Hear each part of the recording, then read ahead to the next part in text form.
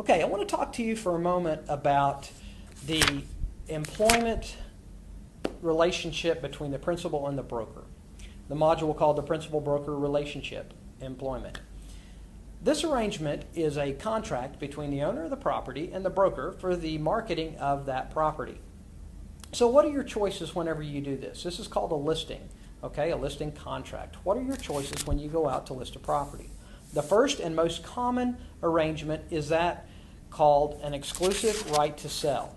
The exclusive right to sell protects the broker so that no matter who sells that property, who buys that property, you're going to get paid your commission. So this is obviously the most beneficial listing arrangement for the broker. A second, less common one that we see is an exclusive agency listing.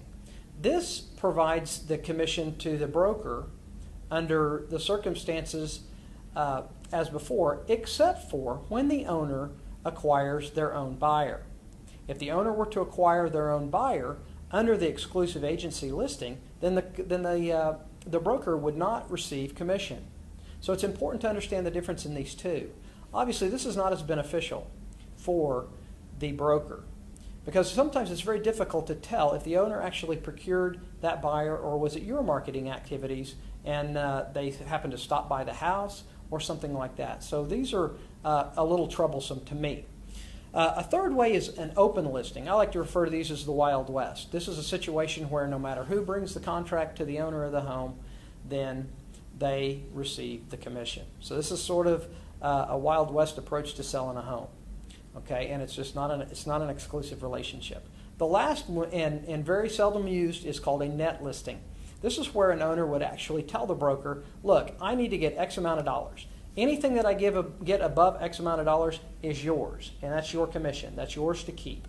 This is called a net listing.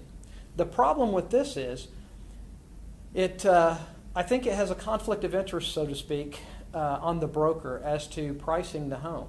The higher that they price it, the more that they get paid, but maybe the less likely they are to sell it. So they don't have a common goal between the owner and the broker, if you will.